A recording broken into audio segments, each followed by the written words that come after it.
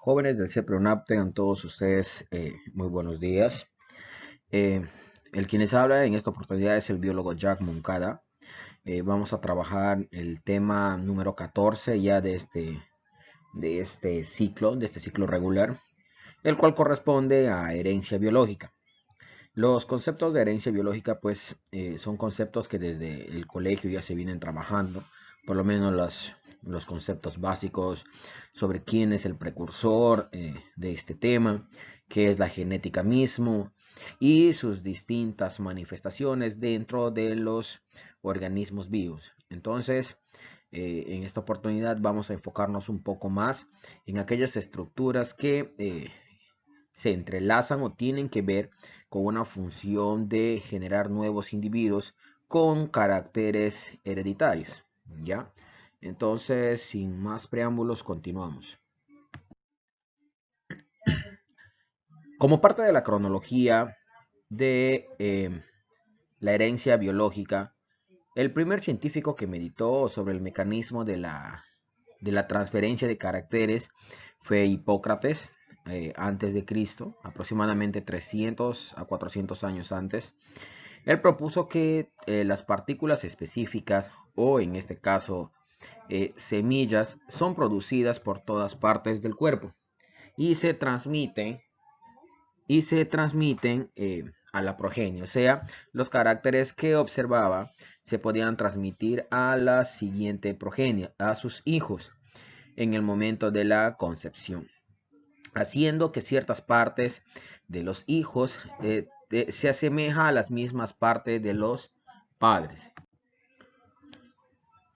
Bueno, las características de los abuelos y de los bisabuelos antes de que sus padres los observó, en este caso Aristóteles, otro gran ícono como parte de la biología mismo.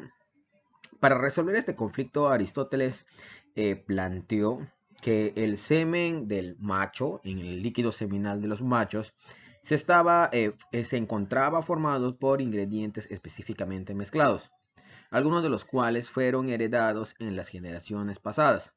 Con esto empezaba a darse cuenta que la transferencia de caracteres se podía acumular en este caso. En la fecundación, propuso Aristóteles, el semen masculino se mezcla con el semen femenino, el fluido menstrual, dándole una forma y potencial a una sustancia amorfa, pues ya que ahora se conoce esto como el proceso embriológico. A partir de ese material se formaba carne y sangre cuando se desarrolla la progenie. O sea, quiere decir cuando ya pasan de la etapa embrionaria a la etapa fetal. Y durante aproximadamente 2000 años nadie tuvo una mejor idea. En 1677, Leeuwenhoek, en este caso, descubrió espermatozoides vivos en el fluido seminal de varios animales, incluyéndose dentro de este concepto el mismo mecanismo para los hombres. Eh, Adeptos estos estudios imaginaban ver dentro de cada espermatozoide humano una criatura muy diminuta que en este caso presentaba ciertos tipos de movimientos.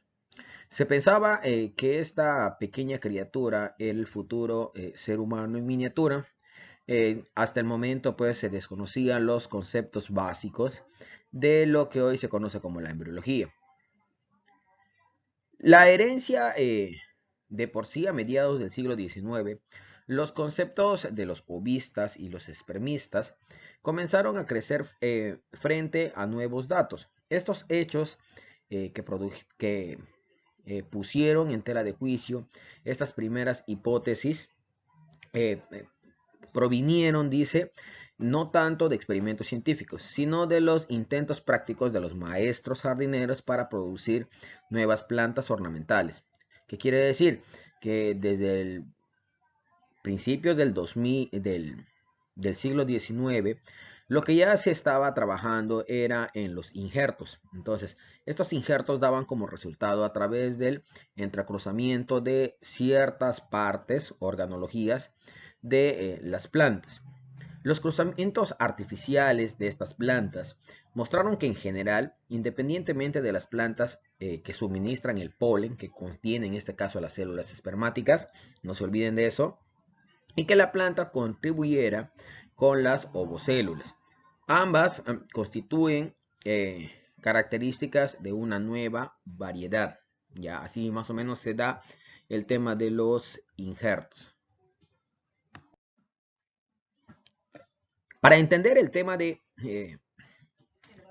herencia biológica, tenemos que conocer ciertos conceptos que son muy básicos, que en el transcurso del temario ya lo vinimos desarrollando. Tenemos, por ejemplo, que la genética. La genética es la rama de la biología que estudia los mecanismos de la herencia. Eso quiere decir la transferencia de caracteres hereditarios de los padres hacia los hijos. Las leyes por las cuales éstas se rigen y las distintas variaciones que ocurren en este proceso de transferir caracteres hereditarios. En base a ello sale la herencia. La herencia es el conjunto de características, ¿ya? Tanto psíquicas y físicas que se transmiten de los padres a los hijos, ¿ya? Estas características se transmiten a través de los genes. ¿Y qué es un gen? Dice, un gen es una unidad básica de la herencia que ocupa un lugar en el locus, ¿ya? Ahorita vamos a ver más adelante qué es el locus específicamente. El gen, para que ustedes entiendan, es un segmento de la cadena de doble hélice del ADN. En temas de biología, esto ya ha sido tocado y en la siguiente diapositiva lo vamos a revisar. ¿Qué es un alelo? Un alelo es una de las alternativas o variante que puede tener en este caso el gen, que ocupa el mismo lugar en el locus dentro de los cromosomas homólogos. Por ejemplo, el gen que controla el carácter del color de los ojos puede presentar el alelo del color negro o el alelo del color verde.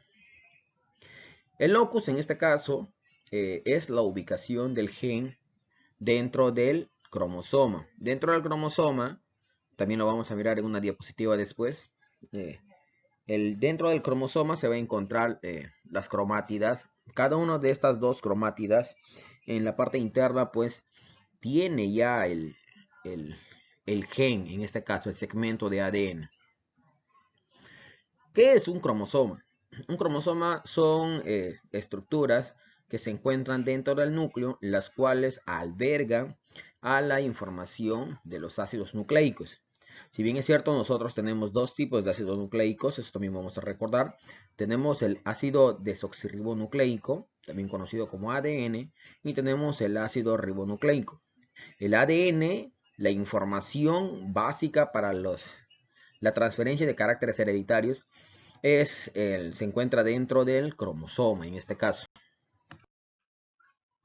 Acá lo vamos a mirar de una manera más detallada, ¿ya? Entonces, acá nosotros tenemos una célula, en este caso pudiera ser una célula sexual, ¿ya? Dentro de la célula, si bien es cierto, también es algo que ya se ha visto, vamos a tener cierta cantidad de organelos. Pero la parte más importante cuando se trata de estudiar herencia biológica es la parte del núcleo, porque dentro del núcleo es donde se encuentran los cromosomas. Acá estos cromosomas se encuentran representados por estructuras como las que ustedes ven acá, similar a una X, ¿ya?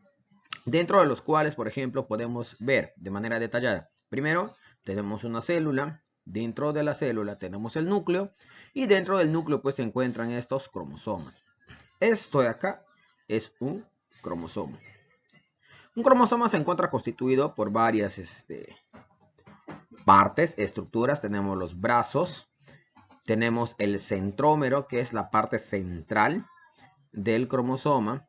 Y cada una de estas estructuras que estoy resaltando acá, en este caso vienen a ser las cromátidas. Acá está, las cromátidas hermanas. Dentro de las cromátidas hermanas, vamos a tener las cadenas de doble hélice. O sea, dentro de las cromátidas vamos a tener los segmentos de ADN. ¿Qué es un segmento de ADN? O básicamente, ¿de qué está constituido? Se encuentra constituido de bases nitrogenadas. Ya dentro de ellas tenemos, por ejemplo, las purinas y las pirimidinas. ¿Cuáles son estas 4 bases nitrogenadas? Acá tenemos citosina, tenemos la guanina, la adenina y la tiamina. Estos se encuentran unidos mediante tipos de enlaces que estructuran el azúcar y el fósforo. A ver, cuando nosotros decimos qué es un gen, para que nosotros podamos entender, ahora sí, el gen es un segmento, acá vamos a ponerle 1, 2. Este segmento es el gen. ¿Y cómo sabemos básicamente cuáles son los caracteres hereditarios que se van a transferir de una generación a otra? Por la posición que va a tener las bases nitrogenadas. Eso quiere decir que estas bases nitrogenadas no es homogéneo. En cada uno de nosotros existen ciertas estructuras de estas bases nitrogenadas y dependiendo cómo se encuentre es el tipo de información genética el cual nosotros tenemos. Entonces, ese segmento de cómo está ordenado la citosina, la guanina, la adenina, la timina, el uracilo, también es otro, es lo que va a determinar la información genética que nosotros vamos a tener. A cada segmento de esto se conoce como gen, lo que les mencionaba. Entonces, este gen es el que tiene la variable de las bases nitrogenadas y los cuales representa la información genética. Para seguir describiendo conceptos, también vamos a ver qué es progenie. La progenie son los descendientes de una familia. ¿Y quiénes son los descendientes de una familia? Pues los hijos. Dentro del gen, si bien es cierto, lo explicamos recién, el gen es el tipo de información genética, la variabilidad del orden de las bases nitrogenadas, ¿no es cierto? Ahora, tenemos otro concepto que es el fenotipo y el genotipo. ¿Qué es el fenotipo? Dice, es la manifestación externa del genotipo. Por ejemplo, si nosotros tenemos ciertas características físicas, es porque básicamente la información genética dominante que se encuentra dentro de nuestro ADN se ha manifestado. Y esa manifestación hace que nosotros, por ejemplo, tengamos los caracteres de nuestros padres. A esa manifestación física de la información genética que tú tienes se conoce como fenotipo. El genotipo. ¿Qué es el genotipo?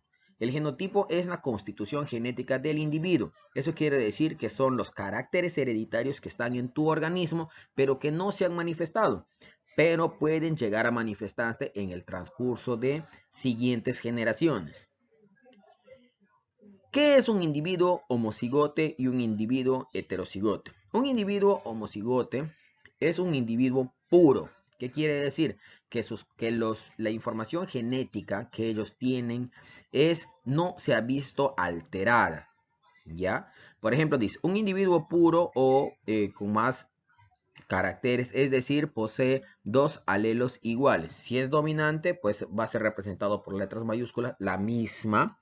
Cada letra mayúscula no es una letra del abecedario independiente, sino representa a una variable, a una característica de un tipo de individuo, ¿ya? Pero en este caso ellos han ido reproduciéndose solamente con tipos de la misma característica genética. Ahora, también tenemos los heterocigotes. Los heterocigotes en este caso es un individuo que para cada gen tiene un tipo de alelo. ¿Qué quiere decir?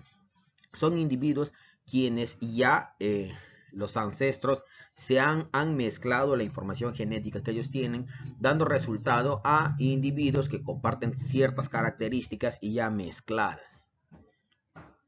¿A qué se conoce como línea pura?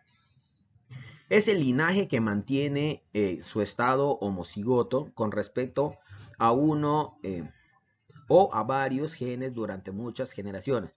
Lo que les mencionaba, similar a los homocigotes. La línea pura es un linaje de individuos en los cuales su información genética no se ha mezclado. ¿Qué quiere decir? Que están arraigados a un sistema de reproducción netamente entre individuos que tengan la misma información genética. Híbrido. El híbrido es el resultado del cruzamiento o apareamiento de dos individuos homocigotos, en este caso, que tienen la misma información genética. Uno es recesivo y el otro es dominante, en este caso. Uno de los más grandes, o quizás el individuo más representativo dentro de la genética, es Gregor Mendel, ¿ya? Aproximadamente dice, a manera comparativa, en la misma época en la que Charles Darwin, recordemos que Charles Darwin es considerado como el padre de la evolución, estaba escribiendo uno de sus libros llamado El origen de las especies, en donde plantea pues la famosa selección natural, ¿no es cierto? Un monje austriaco llamado Gregor Mendel iniciaba una serie de experimentos que llevaría a una nueva comprensión del mecanismo de la herencia, de la transferencia de caracteres. El trabajo de Mendel, llevado a cabo en un tranquilo jardín, porque los trabajos de Mendel empezaban básicamente a través del cruzamiento de ciertos productos vegetales, ¿ya?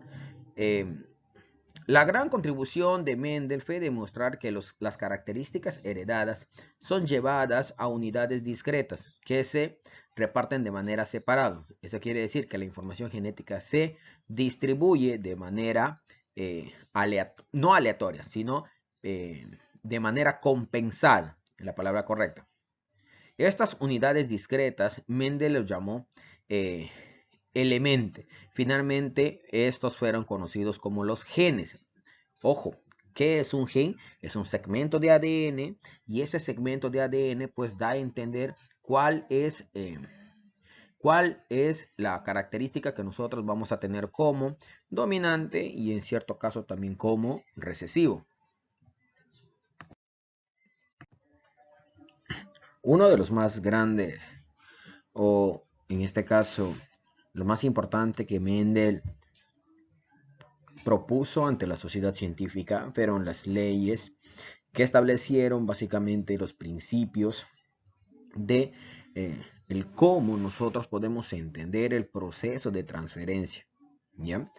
Las leyes de Mendel, dice, son los principios que establecen cómo ocurre la herencia, cómo ocurre el proceso de transferir los caracteres hereditarios a través de los genes de el padre hacia el hijo, ¿ya? Estas en este caso son las tres leyes de Mendel. Tenemos la primera ley, la segunda ley y la tercera. La primera ley, denominada el principio de la uniformidad, porque básicamente la mayoría de este tipo de entrecruzamiento genético se dan entre individuos homocigotos. Y la segunda ley, que es el principio de la segregación, cuando ya habla del entrecruzamiento de individuos heterocigotos, que la información genética ya es muy variable. La tercera ley habla del principio de transacción independiente. Esto se da ya en el caso en el que existan parte del genoma modificaciones o adaptaciones, que lo vamos a mirar más adelante. Estas tres leyes, dice, constituyen la base de la genética y sus teorías, y fueron postuladas por Mendel entre los años 1865 y 1866. La primera ley, o también llamada el principio de uniformidad, establece que cuando se cruzan dos individuos de raza pura, eso quiere decir homocigotos, les recuerdo que los homocigotos son aquellos que el sistema de reproducción se da entre individuos netamente que comparten los mismos genes o la misma, los caracteres dominantes, ¿ya? Estos eran los homocigotos, ¿ya? El primer linaje en este caso. La primera generación filial será entre ellos, tanto fenotipo y genotipo. Y además sobresaldrá en este caso el rasgo fenotípico de uno de los progenitores que tenga pues la información dominante, ¿no es cierto? Las razas puras se encuentran compuestas por alelos que determina sus características más sobresalientes, como por ejemplo, características muy dominantes entre los homocigotos, pues es la presencia de los rasgos de los ojos, la presencia del color moreno, por ejemplo, también es bastante dominante.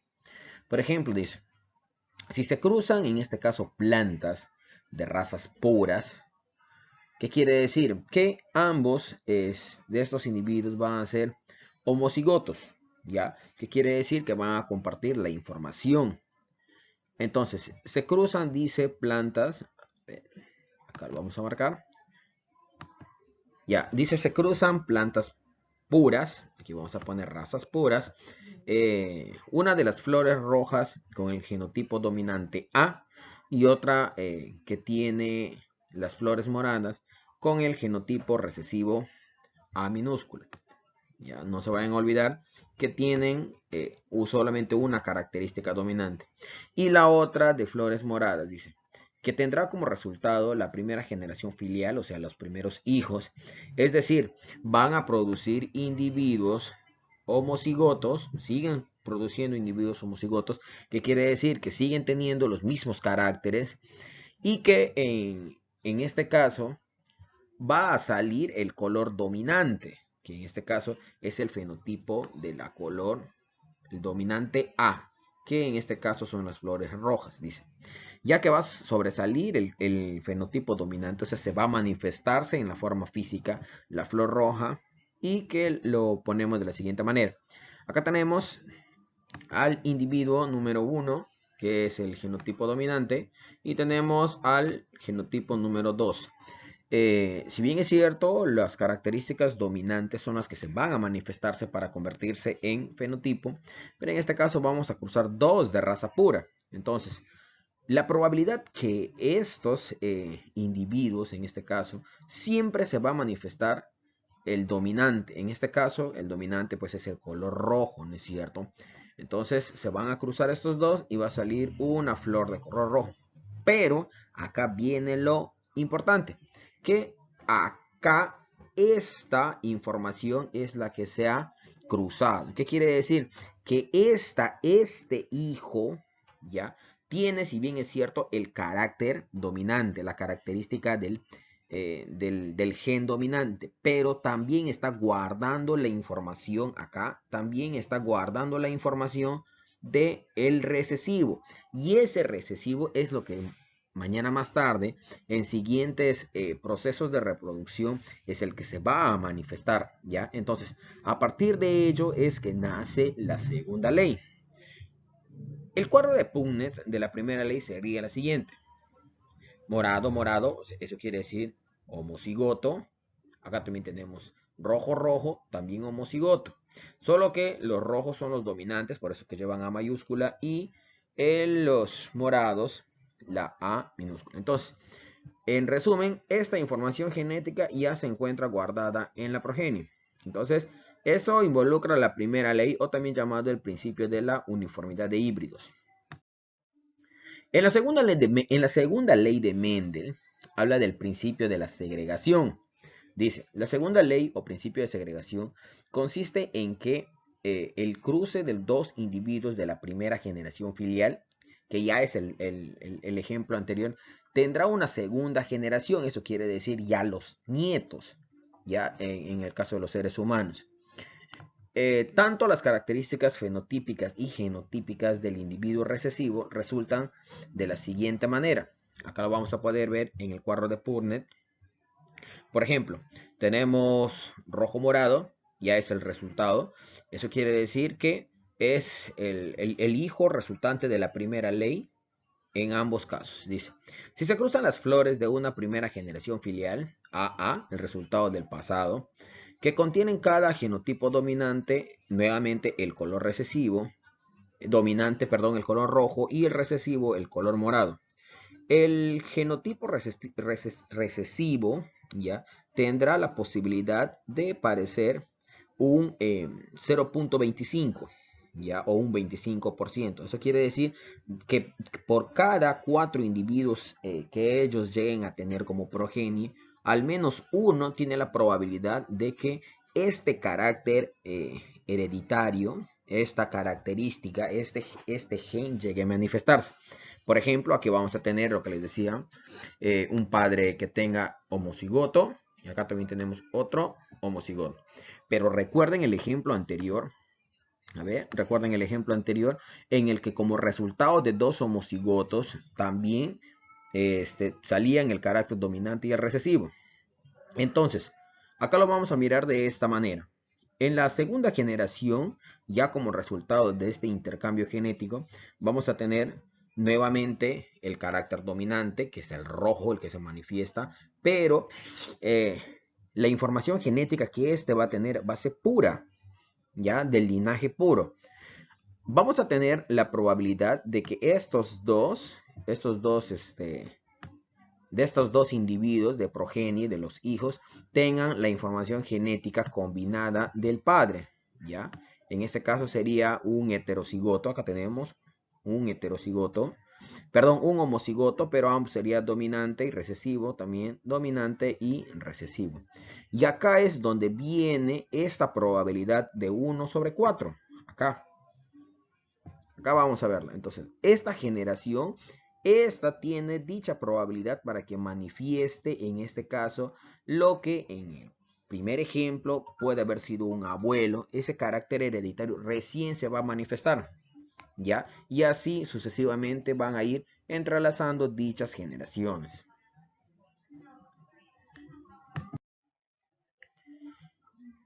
Variaciones de las leyes de Mendel.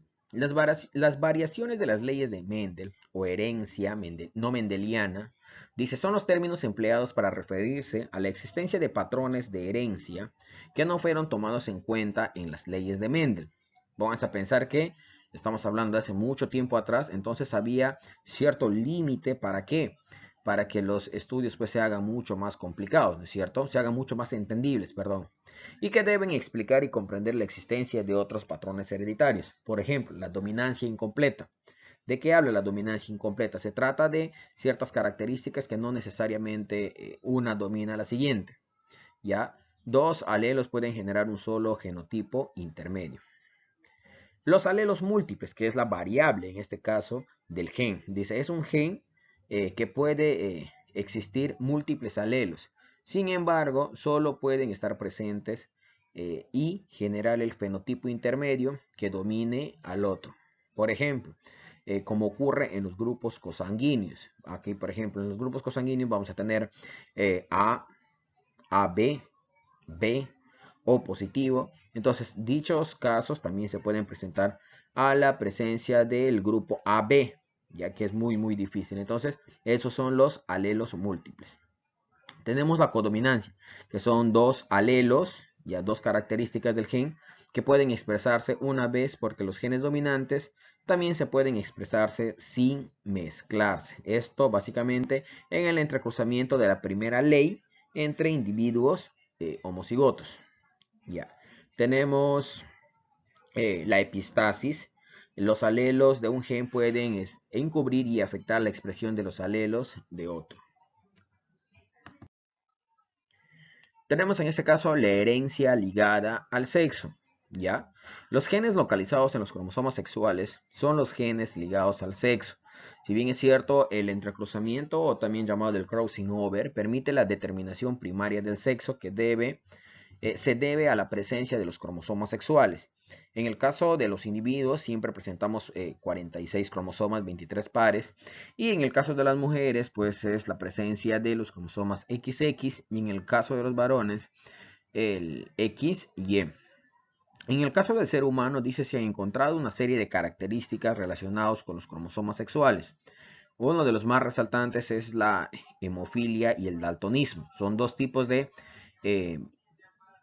enfermedades, en este caso, o condiciones, aquí la palabra correcta sería condiciones, en las cuales se da a nivel de los cromosomas. Por ejemplo, tenemos la hemofilia y el daltonismo, que son los dos ejemplos más resaltantes. La hemofilia en este caso consiste en una incapacidad en el proceso de coagulación sanguínea. ¿Ya? Entonces, la sangre de este tipo de condición está arraigada, por ejemplo, a la capacidad de coagularse, que también está relacionado como algo hereditario, ¿ya? Pero es un trastorno, en este caso, dentro de los genes, debido a la carencia de los cofactores 8, lo cual está ocasionado por un gen recesivo ligado al cromosoma X. Por eso es que usualmente, si está ligado al cromosoma X, es en el caso de las mujeres quienes mayormente son portadoras. El daltonismo es la incapacidad para poder distinguir colores, en especial los colores verde y rojo, lo cual es provocado por un gen recesivo también ligado al cromosoma X.